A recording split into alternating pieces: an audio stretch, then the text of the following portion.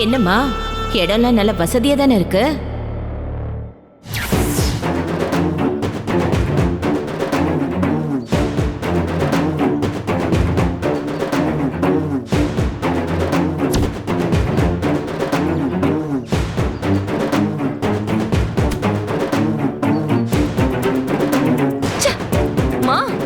அந்த தமிழ்ச்செல்விக்கு ஆப்பு வைக்கணும்னு முதல்ல அவளை இந்த கார் பார்க்கிங்க்கு நம்ம அமிச்சோம். அதுக்கப்புறம் உன் நாத்தனாருக்கு ஆப்பு வைக்கணும்னு அவளையும் அவ மகளையும் இங்க அமிச்சோம். இப்ப கடைசியில நம்ம 2 பேரும் இந்த கார் பார்க்கிங்ல வந்து தங்க வேண்டிய நிலைமை வந்துருச்சுமா. இதெல்லாம் நமக்கு தேவையாமா? என்னம்மா பதிலே பேச மாட்டேங்கிற? என் உடம்பெல்லாம் கிடந்து எரியுதுடி. இந்த கண்மணிக்கு நான் பார்த்த மாப்பிளைய கட்டி வச்சு வாழ்க்கையில பெருசா செட்டில் ஆகணும்னு ஆசைப்பட்டேன். நம்ம திட்டம் எல்லாமே சொதப்பி கடைசியில இருந்த நிலைமையை விட மோசமா கார் பார்க்கிங்ல வந்து நிக்கணும். எனக்கு அப்பா மேல கோவமா வருதுமா. உனக்கும் எனக்கும் சிபாரிசு பண்ணி அவர் அண்ணன் கிட்ட பேசி என் பொண்டாட்டியும் மகளையும் மன்னிச்சிருங்கன்னு சொல்லுவாரா? அதை விட்டுட்டு ஆளுக்கு முதல்ல கார் பார்க்கிங்க்கு போங்கன்னு நம்ம வெளியே அனுப்பிட்டாரேமா. இப்ப என்னம்மா பண்றது? எனக்கு எப்பவுமே ஒரு கெட்ட பழக்கம் இருக்குடி. யார்கிட்டயாவது ஏதாச்சும் ஒண்ணு வாங்கினா அத 1க்கு 10 மடங்கா திரும்ப கொடுத்துருவேன். இங்க இருக்க ஒவ்வொருத்தருக்கும் எப்படி பதிலடி கொடுக்க போறேன்னு பாத்துக்கிட்டே இரு. அப்ப தெரியும் இந்த ஈஸ்வரி யாருன்னு.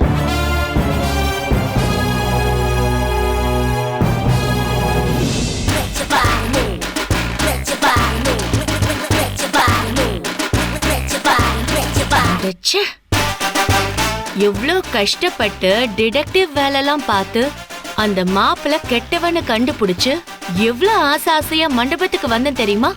நான் கண்டுபிடிச்சு கொண்டு வந்ததாலேயே நம்மள பாராட்டுற விதமா கண்மணிக்கு நாம சொல்ற மாப்பிள்ளைய கட்டி வைப்பாங்க. அது மூலியமா பெருசா செட்டில் ஆகலான்னு நினைச்சோம். ஆனா மொத்தத்துக்கும் நம்ம திட்டம் எல்லாமே சொதப்பிடுச்சேமா. போயும் அந்த கண்மணி அந்த டிரைவர் பையனோட சேர்த்து வச்சிட்டாங்களேமா. ஏமா, ஒருவேளை இப்படி இருக்குமோ? என்ன? அந்த டிரைவர் பையன் கிட்ட நான் உன்னை கண்மணி கூட சேர்த்து வைக்கிறேன், உனக்கு கிடைக்கிற சொத்துல பாதிக்கு பாதி எனக்கு வேணும்னு ஒருவேளை அந்த தமிழ்ச்செல்வி டீலிங் பேசிருப்பாளோ? அதனாலதான் அவ இந்த கல்யாணத்தை நிப்பாட்டுறதுலயும் அந்த டிரைவருக்கு கண்மணிய கட்டி வைக்கிறதுலயும் இவ்ளோ ஆர்வம் காட்டினாலும் என்னமா? ஏய், என்கிட்ட எதுவும் பேசாதடி. நானே மனசு நொந்து போய் உட்கார்ந்துருக்கேன். அம்மா, ஆனா நடந்த எல்லா விஷயத்திலயும் நாம தோத்துட்டோன்னு இருந்தாலும் ஒரே ஒரு விஷயத்த நினைச்சு எனக்கு ரொம்ப சந்தோஷமா இருக்குமா. என்னடி? உன் நாத்தனார் பொண்ணும் இப்போ எங்க இருக்காங்கன்னு தெரியும்ல. வீட்டுக்கு வெளிய கார் பார்க்கிங்ல இதே மாதிரி தலையில துண்டு போட்டு உட்கார்ந்துருப்பாங்க. அது பாக்குறப்ப மனசுக்கு கண்கொள்ளா காட்சியா இருக்குமா. அதாண்டி, அது ஒண்ணுதான் இப்ப நம்ம 2 பேருக்கும் ஒரே ஆறுதல். போச்சு, எல்லாம் போச்சு.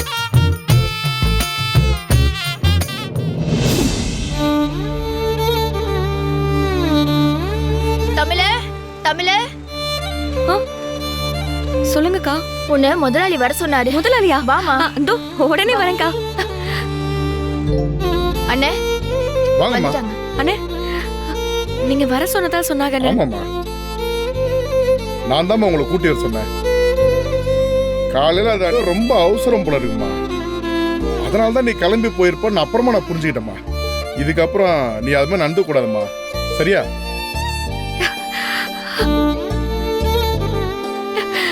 கண்டிப்பாண்ணே, இதுக்கப்புறம் இந்த மாதிரி எல்லாம் நடக்காது. சரிம்மா, நானு காலையில அது வேற ஏதோ ஒரு கோவத்துல இருந்தம்மா, அதாம்மா அப்படி பேசிட்டேன்.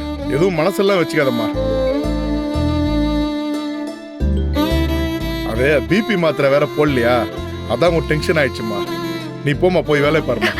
ரொம்ப நன்றிண்ணே. இனிமே என்ன செய்ய போறோம்னு நினைச்சு பயந்துகிட்டு இருந்தேன். நீங்க எனக்கு மறுபடியும் வேலை கொடுத்தது ரொம்ப சந்தோஷம்னு. இதை நான் மறக்கவே மாட்டேன். சரிம்மா, எனக்கு எல்லாம் புரிஞ்சிச்சுமா. நீ போய் வேலையை பாருமா. சரிங்கண்ணே. போம்மா, போய் வேலையை பாருமா. அக்கா வாங்க வாங்க உட்காருங்க. உட்காருங்கக்கா. பாத்து உட்காருங்க. என்ன சாப்பிடுறீங்க? 2 காஃபி 2 வடை. சரி இதோ கொண்டு வரேன். சரிம்மா.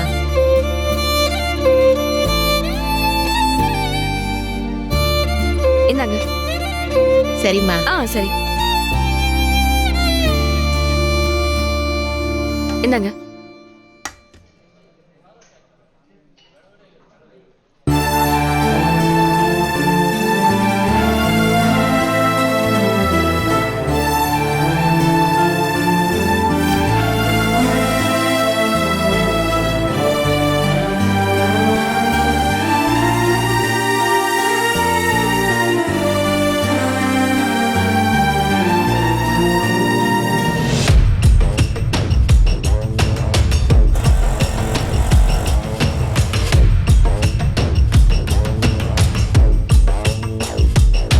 இந்தாங்கண்ணே.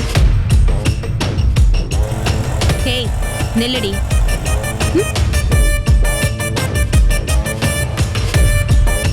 என்னடி அப்படியே பார்த்தும் பார்க்காத மாதிரி நழுவிட்டு போற? நழுவிட்டு போறேனா? நான் எங்க உங்களை பார்த்து நழுவிட்டு போகணும்? எனக்கு படிக்கிற வேலை இருக்கு. நான் சீக்கிரம் போய் படிச்சுட்டு தூங்கணும். எங்க 2 பேரையும் கொட்டகையில வச்சு பார்க்கறதுக்கு உனக்கு அப்படியே குளு குளுன்னு இருக்குமே. மாமாவை ஜெயிலுக்கு அனுப்புனது நீதானு தெரிஞ்சதுக்கு அப்புறம் நீ இந்த வீட்டுக்குள்ள இருக்க கூடாதுன்னு சொல்லி முதல்ல இந்த கொட்டகையில அனுப்பி வச்சது நான் தான். இத்தனை நாள் அந்த வன்மத்தை மனசுக்குள்ளேயே வச்சுக்கிட்டு எப்படா அதே மாதிரி வீட்டை விட்டு வெளியே அனுப்பலான்னு காத்துக்கிட்டே இருந்திருக்க. சமயம் பார்த்து எங்களை இந்த கொட்டகையில அனுப்பி பழிய தீர்த்துக்கிட்டல. ஏய், என்னடி சிரிக்கிற? யாரையும் பழி தேய்க்கணுங்கிற எண்ணம்லாம் எனக்கு என்னைக்குமே இருந்தது கிடையாது. முற்பகல் விதைச்சதுதான் பிற்பகல் விளையும்னு சொல்லுவாங்க.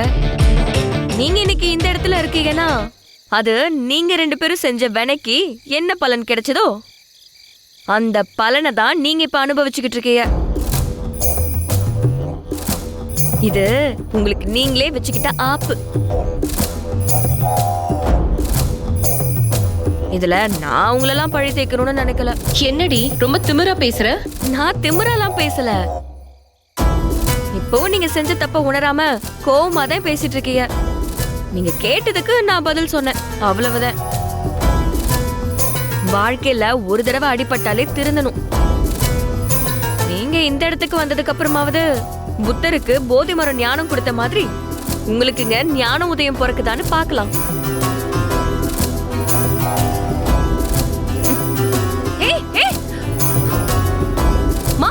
எப்படி திமிரா பேசிட்டு போறான்னு பாத்தியா? ஃபெட்ரி, எங்க போயிட போறா இவ? இங்க இருக்க யாருக்கும் நான் ஒரு கருணாகன்னு தெரியல. வீட்ல இருக்க எல்லாரும் என்ன சீண்டி இருக்காங்கல்ல, இந்த வீட்ல இருக்க எல்லாரையும் விரட்டி விரட்டி சும்மா விட மாட்டேன்.